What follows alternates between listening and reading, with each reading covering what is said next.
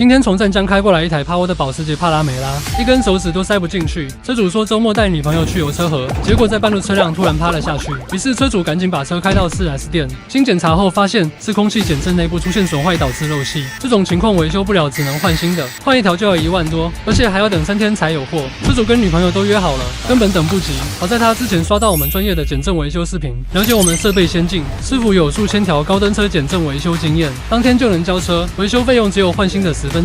车主二话没说就开了过来了。如果给你1200万，你会买什么车呢？评论区讨论一下吧。在變幻，像鑽石燦爛，但也這麼冷。看漸轉霓虹，盼你漸全夢，迎着這港灣。